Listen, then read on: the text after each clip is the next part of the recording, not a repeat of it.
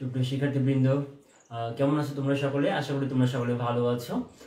কিশোর বাতায়নের প্ল্যাটফর্মে তোমাদের সকলকে স্বাগত জানাচ্ছি। আমি মোহাম্মদ জামশেদুর রহমান। সুপ্রিয় শিক্ষার্থীবৃন্দ, যুক্তিবিদ্যার ক্লাসে তোমরা জানো আমরা কোন অধ্যায় পড়ছি। আমরা যে অধ্যায়টি পড়ছি সেটি হচ্ছে যে দ্বিতীয় পত্রের তৃতীয় অধ্যায় পড়ছি, আরোহের প্রকারভেদ পড়ছি, তাই না? তো তোমরা ঝটপট খাতা কলম নিয়ে শুরু করে দাও। লেখা আমরা অলরেডি ক্লাসের মধ্যে ঢুকে পড়েছি, সো ক্লাস শুরু হয়ে যাবে এখনই। তুমি তোমাদের ফ্রেন্ডদের সাথে শেয়ার করো ক্লাসটি, ফ্রেন্ডদেরকে জানাও ক্লাস শুরু হয়ে গিয়েছে।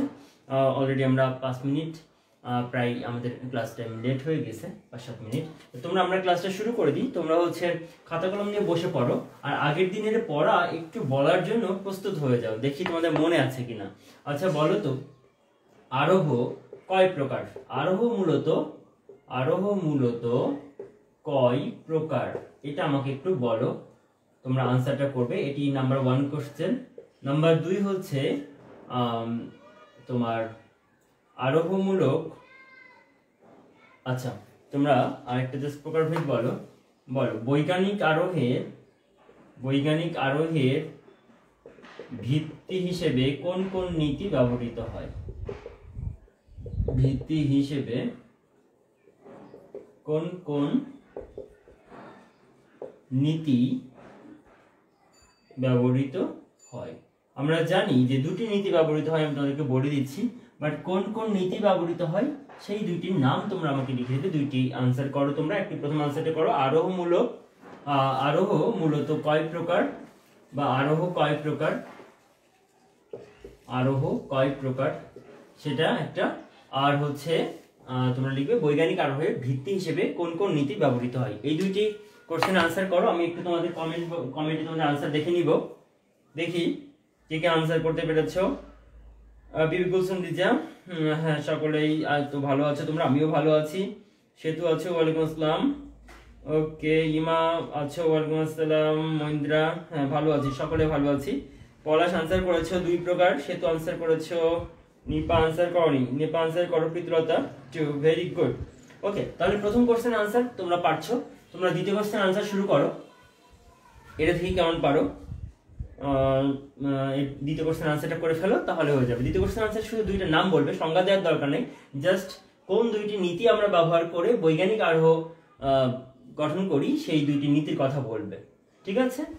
ওকে, তাহলে পলাশ আনসার করে ফেলেছো। বৈজ্ঞানিক আরোহের ভিত্তি দুইটি, প্রকৃতি নিয়মবর্তিতা নীতি এবং কার্যকরণ নীতি। ভেরি গুড, সঠিক আনসার করেছো পলাশ, থ্যাংক ইউ। আজকের তারিখটা আমি একটু এডিট করে দিই।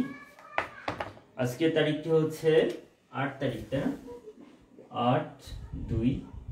ওকে, আচ্ছা আমরা তাহলে আজকে নতুন টপিক শুরু করি। আমরা গতদিন অবৈজ্ঞানিক আরোহ পর্যন্ত বুঝেছিলাম, অবৈজ্ঞানিক আরোহ এবং বৈজ্ঞানিক আরোহ, তাই না? সো পরীক্ষার একটা কোশ্চেন যেটা আসে, বৈজ্ঞানিক আরোহ তো আলাদাভাবে আসে, অবৈজ্ঞানিক আরোহ আলাদাভাবে আসে। এর সাথে বৈজ্ঞানিক আর অবৈজ্ঞানিক আরোহের সাদৃশ্য বৈসাদৃশ্য আলোচনা করতে বলে। তো তোমরা বৈজ্ঞানিক আরোহের যে বৈশিষ্ট্যগুলো পড়েছ সেইগুলির সাথে অবৈজ্ঞানিক আরোহের বৈশিষ্ট্যগুলোকে একটি তুলনামূলক আলোচনা করে দিলেই সাদৃশ্য বৈসাদৃশ্যের কনসেপ্টটা তোমাদের ক্লিয়ার হয়ে যাবে। সো দেখি আর কি কি আনসার করেছো। হ্যাঁ পলাশ, শুনেছি তুমি, দেখেছি উত্তর আনসার করেছো তুমি। ওকে, প্রকৃতি নিয়মবর্তিত নীতি আর কার্যকর নীতি, না সেতু ইসলাম কার্যকরণ নীতি এটা। হ্যাঁ ওকে, কার্যকারণ নীতি, কার্যকারণ সোহেল আনসার করেছো। লিজা প্রকৃতি নিয়মবর্তিত নীতি। আচ্ছা দেখো, তোমরা ইংলিশে লিখতে যাই তোমাদের হচ্ছে একটু আমার বুঝতে সমস্যা হচ্ছে, তোমরা স্পেলিংটা ওইভাবে আসছে না। ওকে, ইটস ওকে, আমি বুঝতে পেরেছি যে তোমরা সঠিকভাবে পড়েছো এবং মনে আছে তোমাদের, থ্যাংক ইউ অল। আচ্ছা, সাদৃশ্য বৈসাদৃশ্য বাড়ি কাজ ছিল পলাশ, ঠিক আছে, সাদৃশ্য বৈসাদৃশ্য বাড়ি কাজ দিয়েছিলাম। তোমরা বুঝতে পেরেছো কিনা, বা কোনো কথায় তোমাদের কোনো প্রবলেম আছে কিনা? আমি একটু সাদৃশ্য বৈসাদৃশ্য মানে তোমাদের সাথে কথা বলি, যেটা হচ্ছে যে বৈজ্ঞানিক আরোহের মূল বৈশিষ্ট্যটা কি বলো তো? বৈজ্ঞানিক আরোহের মূল বৈশিষ্ট্যটা যেটা বলেছিলাম সেটা হচ্ছে যে প্রকৃতির নিয়মানুবর্তিত নীতি ও কার্যকারণ নিয়মের উপর ভিত্তি করে, তাহলে দুইটি কথা বলে ফেলেছি, একটা দুইটি নিয়মের উপর ভিত্তি করে। তাহলে এর একটি বৈশিষ্ট্য হচ্ছে প্রকৃতির নিয়মানুবর্তিত নীতির উপর ভিত্তি করে করা হয়। আর এদিক থেকে অবৈজ্ঞানিক আরোহেও আমি এই মিলটি পাবো, এই যে বৈজ্ঞানিক আর অবৈজ্ঞানিক, তাই না? তাহলে আমি এই দুইটি দেখো, ফার্স্টে যে নিয়মের কথা বললাম, প্রকৃতির নিয়মানুবর্তিতা নীতি, এটা এখানেও আছে প্রকৃতির নিয়মানুবর্তিতা নীতি, তাই না? অবৈজ্ঞানিক আরোহের ক্ষেত্রেও এই রুলটি রয়েছে। সো এই দিক থেকে তাদের মিল রয়েছে, আমরা সাদৃশ্য খুঁজে পাচ্ছি। আচ্ছা, কার্যকারণ নীতি, এদিক থেকে তাদের কোনো মিল নেই। আমরা বৈসাদৃশ্যের জায়গায় লিখবো যে বৈজ্ঞানিক আরোহে কার্যকারণ নিয়ম ফলো করা হয়, বাট অবৈজ্ঞানিক আরোহে কার্যকারণ নিয়ম ফলো করা হয় না। সেটা গেল। আর কোথায় মিল রয়েছে দেখো, উভয়ই তো আরোহ অনুমান, তাই না? তাহলে আমরা খুব সিম্পলি বলতে পারি উভয়ই কি, উভয়ই আরোহ, নাকি? উভয়ই হচ্ছে আরোহ অনুমান। তাহলে এটা একটা গেল, উভয় যে আরোহ অনুমান। এবার আর কি মিলের জায়গায় রয়েছে দেখো, সবগুলোই কিন্তু প্রকৃত আরোহ, বৈজ্ঞানিক আরোহ, অবৈজ্ঞানিক আরোহ, এগুলো কিন্তু সবাই প্রকৃত আরোহ।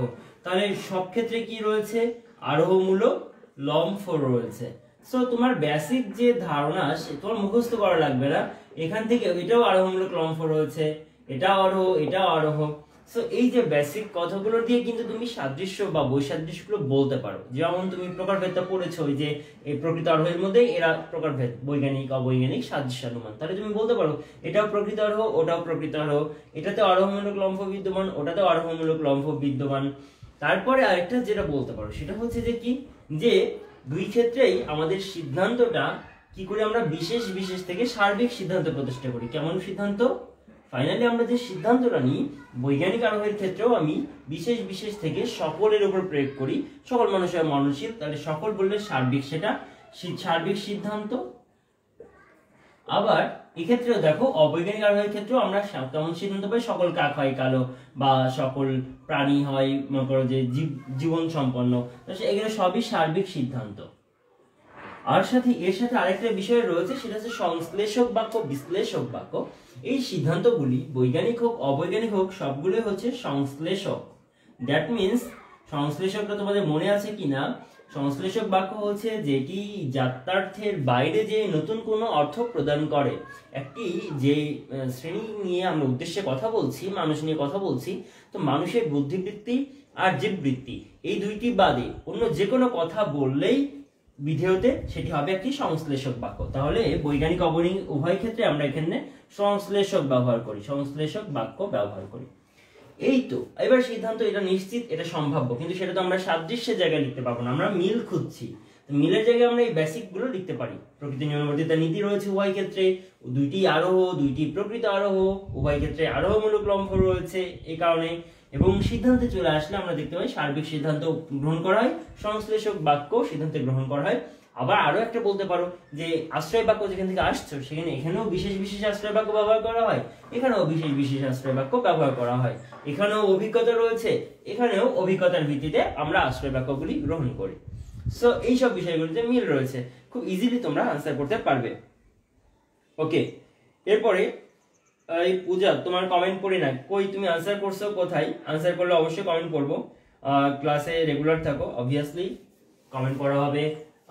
এবং তোমাদের এফোর্টগুলোকে অবশ্যই আমরা মূল্যায়ন করি, আমরা চেষ্টা করি যে স্টুডেন্ট একটা পারছে, এটা আমাদের ভালো লাগার বিষয়। তোমার কতটুকু ভালো লাগে, আমাদের আরো অনেক বেশি ভালো লাগে যখন আমরা একটা পড়ানোর পরে একটা স্টুডেন্ট কোনো কিছু পড়া পারে। ঠিক আছে, এটা আসলে আমাদের ভালো লাগার বিষয়।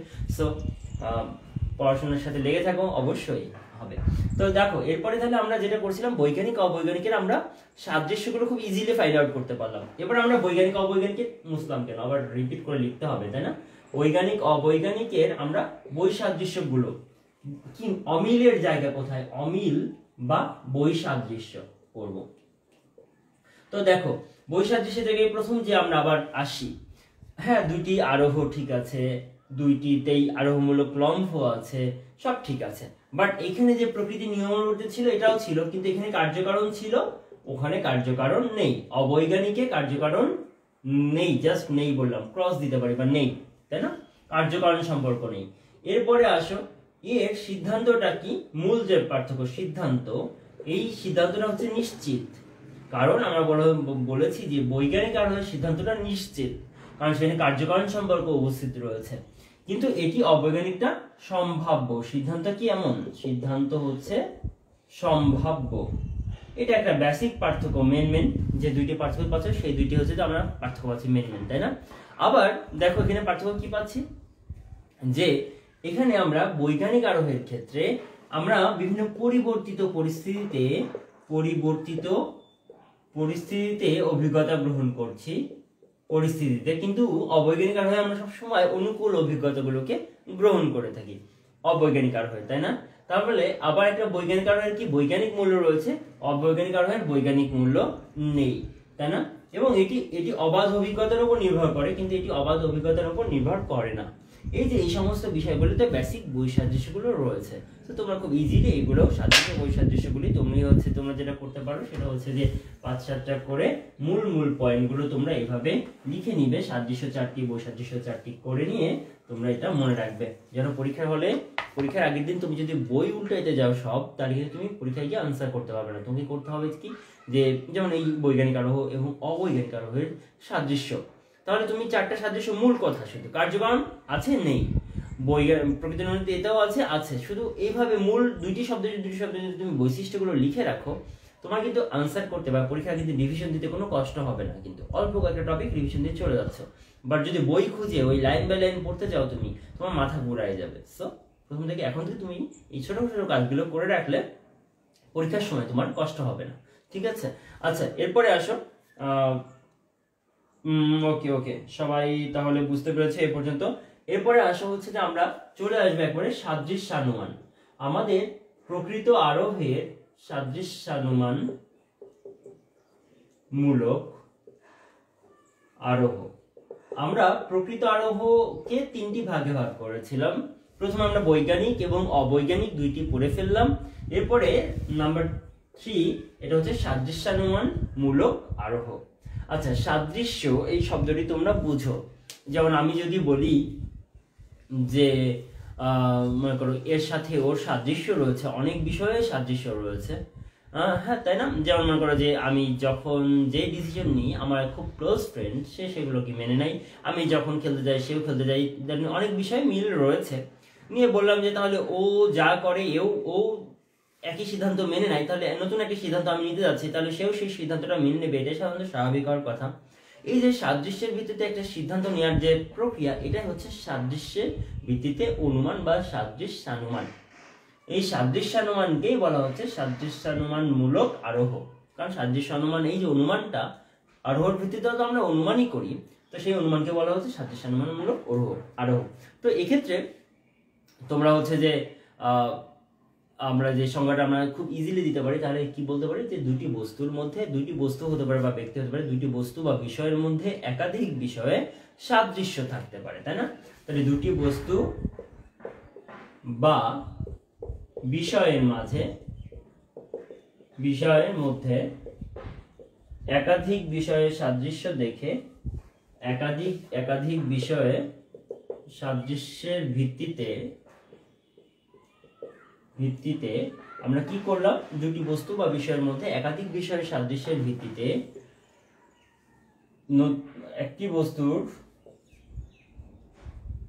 একটি বস্তুতে কোনো গুণের উপস্থিতি লক্ষ্য করে, আমি এটা লিখছি কারণ এটা অনেক সময় পেঁচিয়ে যায় তোমাদের দিক থেকে, একটু বুঝে নাও। একটি বস্তুতে কোনো গুণের উপস্থিতি লক্ষ্য করে অপর বস্তুতে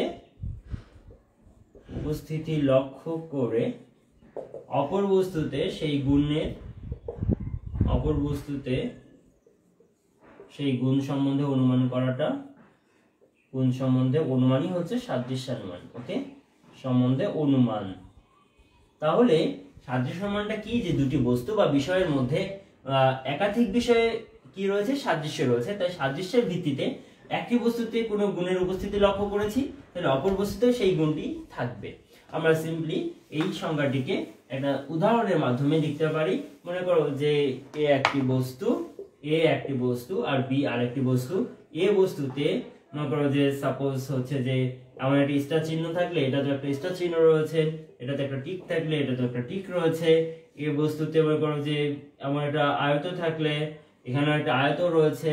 তাহলে এই বস্তুতে যদি একটা ত্রিভুজ থাকে, সাপোজ তোমার বুদ্ধিমুখে এভাবেও আসতে পারে, তাহলে বি বস্তুতেও কি থাকবে, একটি ত্রিভুজ থাকবে। এই যে বি বস্তুতেও এখানে এখন নাই, এটা গ্যাপ আছে, তাহলে অতএব বি বস্তুতেও একটি ত্রিভুজ আছে। এই কথাটি যদি আমি বলি, বস্তুতেও একটি ত্রিভুজ আকৃতির ছবি আছে বা ত্রিভুজ আছে, যদি বলি তাহলে এটা হচ্ছে সাদৃশ্যের ভিত্তিতে অনুমান। এ এবং বি দুটি ভিন্ন বস্তুর মধ্যে বেশ কিছু বিষয়ে মিল রয়েছে, এটা মিল রয়েছে, এটা মিল রয়েছে, এটা মিল রয়েছে, তাহলে বি বস্তুতে এ বস্তুতে যেহেতু এখানে ত্রিভুজের নামক নতুন গুণের উপস্থিতি পেয়েছে, তাহলে এটাতেও সেই উপস্থিতিটা পাবো।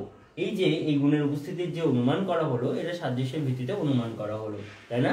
সাদৃশ্যানুমানের এটি একটি উদাহরণ হলো।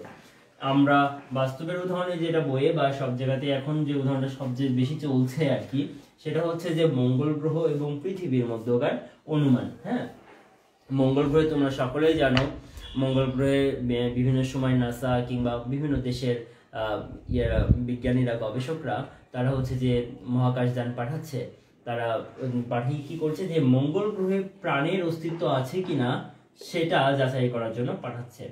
সো তার মানে এই মঙ্গল গ্রহ এবং পৃথিবী, আমাদের পৃথিবী, তাই না, আমাদের বসবাসের যে গ্রহ সেটির নাম পৃথিবী, এবং এই পৃথিবীতে না যে সমস্ত উপাদানগুলো রয়েছে, তারা দেখছে যে না পৃথিবীর বিভিন্ন উপাদানের সাথে মঙ্গল গ্রহের বিভিন্ন উপাদান একদম হুবহু মিলে যাচ্ছে।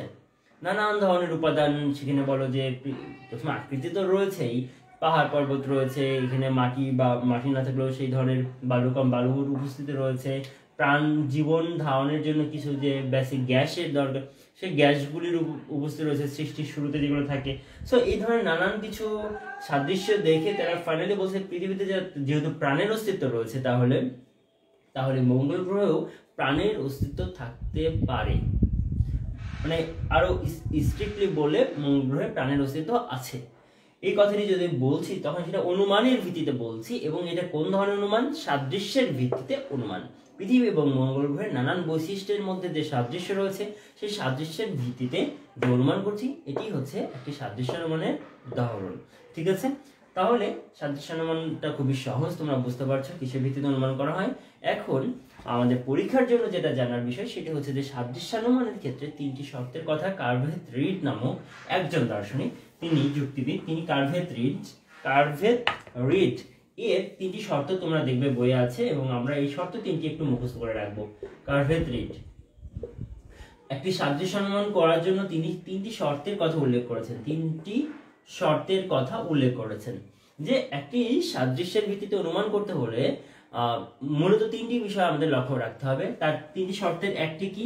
প্রথমটি হচ্ছে যে সাদৃশ্যের বিষয় যত বা সংখ্যা যত বেশি হবে, সাদৃশ্যের অনুমানের সম্ভাবনা তত বেশি জোরালো হবে। অর্থাৎ সাদৃশ্যের বিষয়, প্রথম কথাটা হচ্ছে সাদৃশ্যের বিষয়।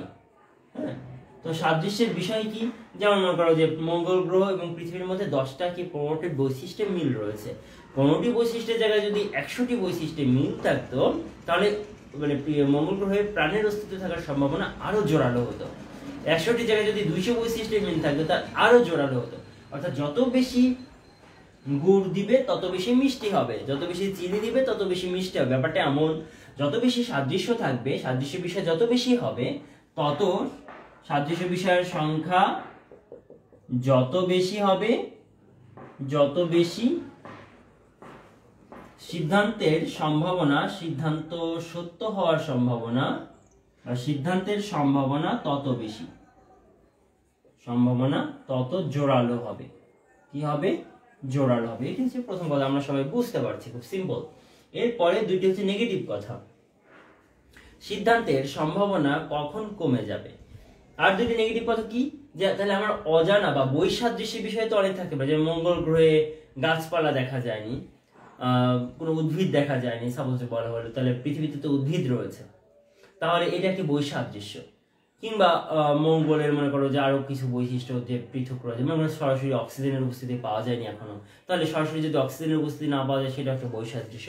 এভাবে বৈসাদৃশ্যের সংখ্যা যত বেশি হবে, তত তো তোমার মন ভেঙে যাবে, না ওখানে মানে প্রাণ নাই। আমরা এইভাবে বলবো, না ওখানে মানে প্রাণ কিভাবে থাকে, ওখানে তো পৃথিবীতে একরকম, ওখানে তো এটা নাই, এখানে পৃথিবীতে এটা আছে, ওখানে তো ওইটা নাই। যত বেশি বৈসাদৃশ্য আসবে, অমিল আসবে, তত আমার সম্ভাবনা কমে যাবে। তো বৈসাদৃশ্যের সংখ্যা বেশি, সংখ্যা যত বেশি, তাহলে সম্ভাবনা কি হবে? কম হবে, সম্ভাবনা কম। এটা একটা বিষয়। তাহলে অপোজিট দুটি বিষয়। আরেকটি বিষয় লাস্ট, সেটাও সম্ভাবনা কমে যাবে।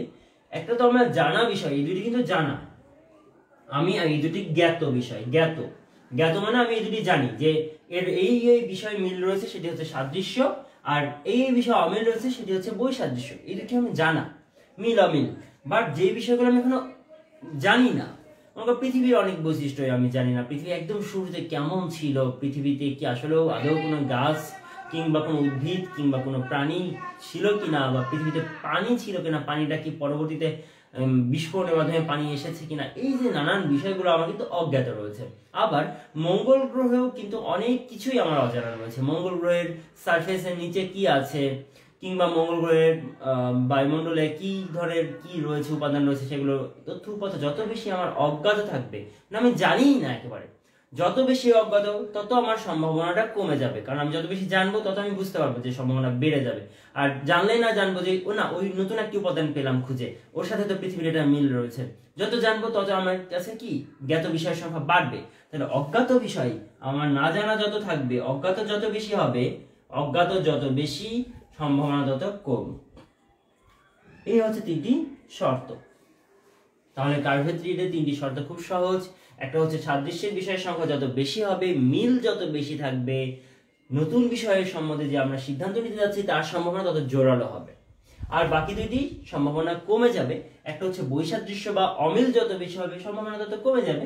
আবার আমি যদি যত কম জানবো, যত অজ্ঞাত থাকবে আমার, অজ্ঞাত যত বেশি হবে তত সম্ভাবনা কমে যাবে। এ পর্যন্ত আশা করি তোমরা বুঝতে পেরেছ। ওকে, আচ্ছা, এখন এবার আমরা হচ্ছে যে এই যে শর্তগুলি তো খেয়াল করলাম, তাই না? এরপরে আসো সাদৃশ্যমূলক আরোহের মধ্যে আমরা তো শর্তগুলি পড়লাম, কাকে বলে পড়লাম। এখানে আরেকটা কোশ্চেন, আরেকটা টপিক রয়েছে, সেটা হচ্ছে এর প্রকারভেদ। এর প্রকারভেদ করা হয় একভাবে যে একটি বলা হয় সাধু সাদৃশ্যানুমান, সাদৃশ্যানুমান, ওকে। আর একটিকে বলা হচ্ছে অসাধু, তাই না? কেমন একটা শোনাচ্ছে না, সাধু আর অসাধু, ব্যাপারটা একটু কেমন হয়ে যাচ্ছে না ব্যাপারটা? আসলে সাধু মানে যে ভালো মন্দ এমনটা না, আসলে সাদৃশ্যানুমান করতে হবে আমাকে। তো আসলে একটু প্রপার সাদৃশ্যানুমান, যেটা আসলে সঠিক সঠিক বিষয়ে মিল রেখে আমি যদি অনুমানটা করি তাহলে সেটি সাধু। আর যদি অপ্রাসঙ্গিক কথাবার্তা দিয়ে মিল দেখাতে চেষ্টা করি তাহলে সেটি অসাধু, সোজা কথা। তো সাধুটা কেমন, মনে করো যে সাপোজ আমি বললাম যে কোনো একটা বিষয়ের মধ্যে, মনে করো যে সাপোজ আমি বললাম যে আমার আর আমার এক বন্ধুর মধ্যে অনেক বিষয়ে মিল রয়েছে। যেমন আমি হচ্ছে যে যেখানে ঘুরতে যাই ও সেখানে ঘুরতে যায়, আমি যেখানে খেলতে যাই ও সেখানে খেলতে যায়, আমি যা করি, মানে মোটামুটি অনেক বিষয়ে আমার পছন্দ তার পছন্দের সাথে মিল রয়েছে। আমার পছন্দের সাথে তার পছন্দের মিল থাকা মানেই এই না যে আমি পড়াশোনা করি খুব বেশি কিন্তু সেও খুব বেশি পড়াশোনা করে, এমনটা না। দেখা যাচ্ছে যে হ্যাঁ, খেলার টাইমটা খেলতে যাই, পড়তে গেলে একসাথে পড়তে বসি, পড়ি, সব ঠিক আছে, বন্ধু ফ্রেন্ড, ভালো ফ্রেন্ড, কিন্তু আমি দেখা যাচ্ছে যে সারাদিন রাত পড়ছি, সেই বন্ধু পড়ে না। সেই বন্ধু বাসায় গিয়ে কম্পিউটারে গেম খেলে, মোবাইলে কোনো ভিডিও দেখে, গান শোনে, মানে বিনোদন আর বিনোদন তার জন্য নাকি। কিন্তু আমি দেখা যাচ্ছে শুধু পড়ছি আর পড়ছি, তাহলে আমার সাথে তার একটা বৈশিষ্ট্য মিল নাও থাকতে পারে। এই যে বিষয় দুটি ভিন্ন বস্তুর মধ্যে আমি মিল করছি একটি বিষয়ে, সাপোজ মনে করো যে কি পাখি, খুবই মজার একটা উদাহরণ দেখো, পাখির ডিম পাড়া, নাকি পাখির ডিম পাড়ার উদাহরণ। পাখি ডিম পাড়ে, তাহলে বিমানও ডিম পাড়ে বললাম, তো অতএব বিমান ডিম পাড়ে বললাম, বিমান ডিম পাড়ে। হ্যাঁ, তো এটা যখন বললাম, তো পাখির ডিম পাড়া, বিমান ডিম পাড়া কেন বলছি? আমি বলছি যে পাখি ওড়ে, ওরা একটা বৈশিষ্ট্য, বিমানও ওড়ে, নাকি কোথায় ওড়ে? আকাশে ওড়ে, আকাশে ওড়ে, এও আকাশে ওড়ে, ঠিক আছে, এরও ডানা রয়েছে, এরও ডানা রয়েছে। এইভাবে কিছু বিষয়ে মিল দেখে আমি বললাম তাহলে পাখি যেহেতু ডিম পাড়ে, বিমানও তাহলে ডিম পাড়ে। বিমান মাঝে মাঝে ডিম পাড়ে, নাকি বিমানও তো বোম ফেলে, বোম। সো বিমান যখন পেট থেকে বোম ফেলে তাহলে সেটা ডিমের মতোই হয় না? তো যাই হোক, তো সেটা কি আমরা ধরছি না। তো কথা হচ্ছে পাখির ডিম, আমাদের পাখির এই সমস্ত বৈশিষ্ট্যের ভিত্তিতে, বিমানেরও এই সমস্ত বৈশিষ্ট্যের ভিত্তিতে আমি বললাম পাখি ডিম পারে, বিমান ডিম পারে, এই ধরনের যদি অনুমান করা হয় সেটা হবে সাধু না, সেটা হয়ে যাবে অসাধু। উদাহরণটা যদি এদিকে লিখে ফেলেছি, আমি এটা মুছে এদিকে সাধু করে দিলাম। তাহলে এটা হয়ে যাবে অসাধু সাদৃশ্য অনুমান, কারণ এখানে যে বিষয়টির উপর আমি সিদ্ধান্ত নিয়েছি সেই বিষয়ের সাথে যে ভিত্তি হিসেবে আমি যে বৈশিষ্ট্যগুলোর কথা বলেছি সেই ডিম পাড়ার সাথে এই সমস্ত বৈশিষ্ট্যের কোনো মিল নাই। অর্থাৎ তুমি যে সিদ্ধান্তটি নিতে যাচ্ছ সেই সিদ্ধান্তের ভিত্তি হিসেবে তোমাকে বৈশিষ্ট্যের মিলগুলো দেখাইতে হবে প্রাসঙ্গিক, তাই না? যেমন মঙ্গল গ্রহের সাথে পৃথিবীর আমরা প্রাণের অস্তিত্বের সাদৃশ্য দেখাচ্ছিলাম, সেটা একটি সাধু সাদৃশ্যানুমান। কারণ হচ্ছে যে পৃথিবীর অনেক বৈশিষ্ট্য যেগুলো লাইফ সাপোর্টিং, যেগুলো জীবন মানে তোমার জীবন ধারণের জন্য উপযোগী, জীবন ধারণের জন্য প্রয়োজনীয় বৈশিষ্ট্যগুলোর মিল দেখিয়ে আমরা বলছি যে এখানে যেহেতু প্রাণের অস্তিত্ব আছে, মঙ্গল গ্রহ প্রাণের অস্তিত্ব থাকতে পারে। তাহলে আমার যেহেতু প্রাণের অস্তিত্বের কথা বলছি, তাহলে প্রাণের অস্তিত্বের সাথে সংশ্লিষ্ট প্রাণকে সাপোর্ট করে, লাইফকে সাপোর্ট করে এমন ধরনের উপাদানগুলোর মিল দেখিয়ে আমি বলবো যে তাহলে মঙ্গল গ্রহ প্রাণের অস্তিত্ব আছে। এটা বলছি বলে এটি সাধু হচ্ছে, অর্থাৎ এটির মধ্যে মিল রয়েছে। কিন্তু যদি আমি বলি, আমি যদি মনে করো মানুষের কথা বলার সাথে মানুষ কথা বলে আর উদ্ভিদও কথা বলে বললাম, তাহলে অতএব উদ্ভিদ কথা বলে। কিভাবে, কেন বলছি? ভিত্তি হিসেবে কিছু বৈশিষ্ট্যের কথা বলছি, উদ্ভিদ কথা বলে বলছি। কারণ মানুষ জন্মগ্রহণ করে, উদ্ভিদ জন্মগ্রহণ করে, জন্ম দিক থেকে মিল দিলাম। মানুষ বৃদ্ধিপ্রাপ্ত হয়, উদ্ভিদও বৃদ্ধিপ্রাপ্ত হয়, দুটি বৃদ্ধি পায়, তাই না? বৃদ্ধিপ্রাপ্ত হয়, মানুষ খাদ্য গ্রহণ করে, উদ্ভিদও খাদ্য গ্রহণ করে। এই ধরনের কিছু মিল দিয়ে আমি বললাম মানুষ কথা বলে, উদ্ভিদ কথা বলে। তো এই ধরনের যদি আমি দিই তাহলে সেটা অসাধু হয়ে যাবে, কারণ কথা বলার ভিত্তি হিসেবে জন্মগ্রহণ করা বা বৃদ্ধিপ্রাপ্ত হওয়া বা এই ধরনের বিষয়গুলো আসলে কথা বলার জন্য খুব বেশি প্রয়োজনীয় বা প্রাসঙ্গিক কোনো বৈশিষ্ট্য নয়। তাহলে সাধু সাদৃশ্য মানে আমাদের কি করতে হবে? করতে হলে কয়েকটি কথা, সেটি হচ্ছে বৈশিষ্ট্যগুলি, যে বৈশিষ্ট্যগুলির ভিত্তিতে আমরা অনুমান করব সেই বৈশিষ্ট্যগুলি হতে হবে প্রাসঙ্গিক। কেমন হতে হবে? প্রাসঙ্গিক,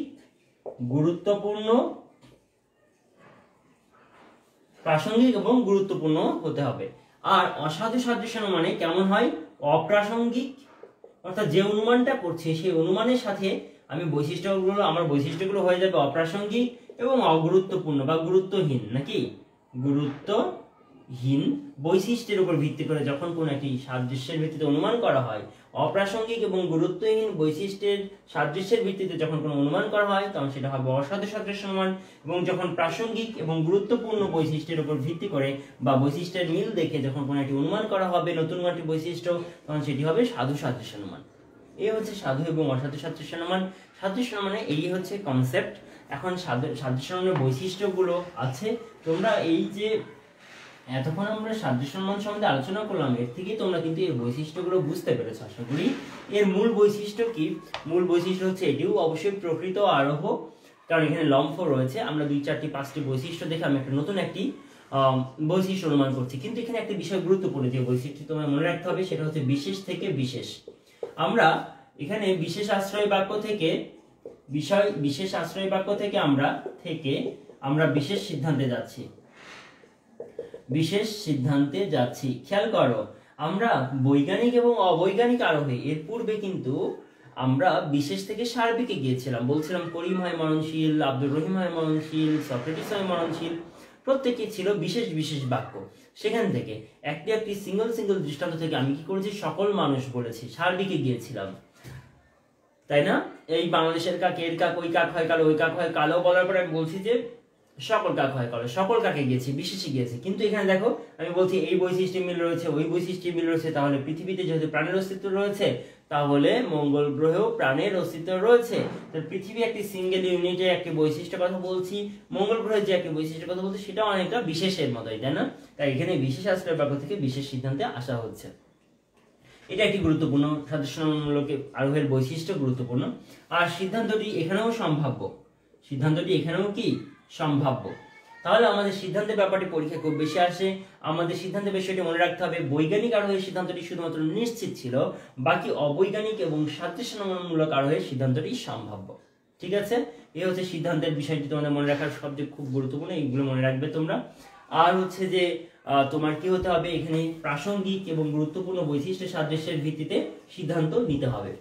লাস্ট আরেকটি কথা বলতে হবে, সেটা হচ্ছে যে ওয়েলটন এবং বোসাঙ্কোয়েট দুইজনের নাম হচ্ছে ওয়েলটন এবং ওকার না দিলেও পারো, ওয়েলটন এবং প্লাস বোসাঙ্কোয়েট। ওকে, বোসাঙ্কোয়েট, এই দুজনের নামটা একটু মুখস্থ রাখতে হবে। এর আগে আমরা কার্ভে 3D 3টি শর্ত পড়েছি, আর এখন আমরা ওয়েলটন আর বোসাঙ্কোয়েটের একটি সূত্র পড়ব।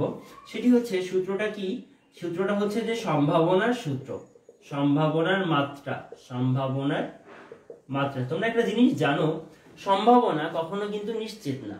সম্ভাবনা মানে হচ্ছে, মানে আমরা ওই ম্যাথে যদি যাই, আমরা সম্ভাব্যতার অধ্যায়ে যাব, সেখানে সম্ভাবনা মানে হচ্ছে শূন্য না, একেবারে জিরো না, যে এটা হবেই না, এটা তো জিরো, কোনো একটা ঘটনা ঘটবেই না, এটা হচ্ছে জিরো সম্ভাবনা নাকি।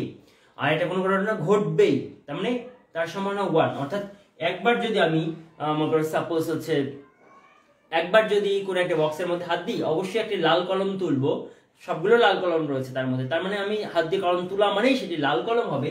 তাহলে সেই ক্ষেত্রে সম্ভাবনা হচ্ছে একটি কলম তোলা সেটি হবে, একটি কলম তোলা সেটি হবে কি লাল, 1/1 অর্থাৎ 1 যদি আমি হচ্ছে যে মান পাই, সেটি হবে নিশ্চিত। তাহলে সম্ভাবনার মাত্রা সবসময় কি হবে? 0-র চেয়ে বড়, 1-এর চেয়ে ছোট। যদি আমি x দ্বারা সম্ভাবনাকে প্রকাশ করি, লিমিটটা এমন হবে 0-র চেয়ে বড়, 1-এর চেয়ে ছোট। মানে সম্ভাবনার মাত্রাকে এই সেন্স থেকে ওয়েলটন এবং বোসাঙ্কোয়েট বলছেন, সম্ভাবনাকে আমরা ভগ্নাংশের সাহায্যে প্রকাশ করতে পারি। কারণ 0 থেকে বড় আর 1 থেকে ছোট সবগুলোই কি ভগ্নাংশ হবে, অবভিয়াসলি ভগ্নাংশ হবে বা দশমিক সংখ্যা হবে। সো ভগ্নাংশ দ্বারা তারা এটিকে প্রকাশ করেছেন। ভগ্নাংশ দ্বারা তারা সূত্রটিকে এভাবে প্রকাশ করতে যাচ্ছেন যে আমরা যে এই যে কার্ভে 3D এর যে সংজ্ঞাটি আমরা 3টি শর্ত পড়লাম না, যে একটি হচ্ছে যে সাদৃশ্য অনুমানের ক্ষেত্রে সাদৃশ্যের বিষয়ের সংখ্যা, যে যতগুলো সাদৃশ্য রয়েছে, অর্থাৎ সাদৃশ্যের সংখ্যা বাই বৈসাদৃশ্য প্লাস অজ্ঞাত বিষয়।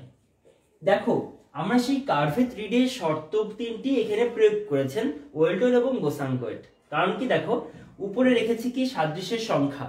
তুমি বলো, সাদৃশ্যের সংখ্যা বলেছিল, সাদৃশ্যের সংখ্যা যত বেশি হবে, কার্ভে 3D বলেছিলেন, তত সম্ভাবনা বেড়ে যাবে। আচ্ছা, সাদৃশ্যের সংখ্যা মনে করো সাপোজ একটা মান দিলাম 20, আর নিচে বৈসাদৃশ্য মনে করে দিলাম 5টি, আর অজ্ঞাত বিষয় 5টি। তাহলে মানে 5টি বলতে মনে করো আরেকটু বেশি দিলাম, সাদৃশ্যের সংখ্যা মনে করো যে দিলাম সাপোজ 20টি, বৈসাদৃশ্যের সংখ্যা 20টি দিলাম, অজ্ঞাত বিষয়ের সংখ্যা দিলাম 10টি। ঠিক আছে, তাহলে মোট হলো 20/30। তার মানে সম্ভাবনা মাত্রা হলো অনেকটা 30 দিয়ে যদি আমি ভাগ করি, তাই না? তাহলে 3 প্রায় 7 হবে না, 6-8 সামথিং হলো, এমন হলো। তাহলে এই যে ব্যাপারটা, এটা সম্ভাবনার মাত্রা। দেখো সাদৃশ্যের সংখ্যা যখন 20 দিয়েছি, এবার সাদৃশ্যের সংখ্যা যদি আমি 21 দিই, তাহলে 21/30 এর মান কি হবে? দেখো 3-7টা আমি যখন 0.7 চলে আসছে, তাই না? 0.7 চলে আসছে, তার মানে 0.68 থেকে কিন্তু 0.7 বেশি। কেন বেশি হচ্ছে? কারণ লবের মান যত বেশি হবে, ততই তো সম্ভাবনা বেড়ে যাবে, এর মানটা বেড়ে যাবে। তাই সাদৃশ্যের সংখ্যা যত বেশি, সম্ভাবনা মাত্রা তত বেশি। আগে শর্তটা মিলে গিয়েছে। আগের শর্তে আবার বলেছিল যে বৈসাদৃশ্যের সংখ্যা যত বেশি হবে, তত মান কমে যাবে সম্ভাবনা। আচ্ছা বলো, নিচে তো ভাগিদার বসে, নিচে কারা বসে? ভাগিদার। 20টি আম নিচে 30 জন খাচ্ছে নাকি? এখন 30 জনের জায়গায় যদি মনে করো যে 60 জন খায়, 60 জন আর অথবা 40 জন খায় নাকি, তাহলে ভাগের টুকরা হয়ে যাবে না? তখন 20/40 এর মান 0.5 চলে আসবে, তাই না? 0.5 কিন্তু 0.68 এর চেয়ে ছোট। অর্থাৎ নিচে বৈসাদৃশ্য প্লাস অজ্ঞাত বিষয়ের সংখ্যা যত বেশি হবে, তত সম্ভাবনা মাত্রা কমে যাবে। এখানে ছিল 0.68 বা 7, এখানে হয়ে যাচ্ছে 0.5। তাহলে আমরা কার্ভে 3D এর শর্তটাই আমরা ওয়েলটন বোসাঙ্কোয়েটের সূত্রে এসে প্রয়োগ পাচ্ছি, যে সূত্রটা বলছে সাদৃশ্যের সংখ্যা উপরে থাকবে, যত বেশি তত মানটা বড় হবে, আর বৈসাদৃশ্য অজ্ঞাত বিষয় নিচে থাকবে, এদের মান যত বাড়বে, ভাগিদার মানে ভাগ সংখ্যা যত বাড়বে, দ্যাট মিন্স তার মানটা কমে যাবে, সম্ভাবনার মানটা কমে যাবে। আশা করি এই পর্যন্ত তোমরা বুঝতে পেরেছো। তোমরা যদি না বুঝে থাকো আমাকে একটু বলো যে কি বুঝতে পারোনি। ওকে, হ্যাঁ, ধারাবাহিক ক্লাস পাওয়া যাবে কিনা? ইউটিউবে ক্লাস সবই আপলোড করা আছে, তোমরা ইউটিউবে সার্চ দিলে কিশোর বায়তন লিখে যুক্তিবিদ্যা ক্লাস টপিক লিখে সার্চ দিলে পেয়ে যাবে ইনশাআল্লাহ। ওকে, সো তাহলে এ পর্যন্ত সবাই বুঝতে পেরেছো কিনা আমাকে একটু জানাও প্লিজ। দেখি তোমরা সবাই বুঝতে পেরেছো, কারণ কোনো প্রবলেম থাকলে, কোনো টপিকে যদি প্রবলেম থাকে আমাকে একটু জানাতে পারো তোমরা, তাহলে আমি সেটি ক্লিয়ার করার চেষ্টা করবো। পলাশ সম্ভবত সূত্রই তো বুঝিয়ে দিয়েছি। ওকে, বিষয়টি ক্লিয়ার হয়েছে। ওকে, ভেরি গুড। ওকে ওকে, সেতু সবাই বুঝতে পেরেছো, পলাশ বুঝতে পেরেছো, আর অন্যান্য স্টুডেন্ট সকলেই আশা করি বুঝতে পেরেছো। তোমাদের সকলকে ধন্যবাদ এতক্ষণ সাথে থেকে ক্লাস করার জন্য। তোমাদেরকে ধন্যবাদ দিচ্ছি, কারণ আসলে অনলাইনে থেকে ক্লাস করা এটা অনেক টাফ একটা বিষয়। নেটের অ্যাভেলেবিলিটির ব্যাপার আছে, নেট কানেকশন থাকে না, অনেক প্রবলেম করে আমি জানি। তোমাদের অনেক কষ্ট করে ক্লাসগুলো করতে হচ্ছে, তোমাদের এই জন্য সাধুবাদ জানাই। আর তোমরা বেশি করে পড়াশোনা করো, খুব বেশি বেশি পড়াশোনা করো, কারণ আবার কোর্স শুরু হয়ে যাচ্ছে, ক্লাস শুরু হয়ে যাবে, পরীক্ষা হয়ে যাবে টাইম মতো। সো যেন আমার স্টুডেন্টরা যেন অ্যাটলিস্ট যেখানে যারা ক্লাস করেছে তার জন্য ভালো করতে পারে যুক্তিবিদ্যায়, সেই আশা সবসময় রাখি। আগামীকাল আবার দেখা হবে তোমাদের সাথে ঠিক দুপুর 12টায় ইনশাল্লাহ। তো সে পর্যন্ত তোমরা সুস্থ থাকবে, আমার জন্য দোয়া করবে, ভালো থাকবে। আল্লাহ হাফেজ।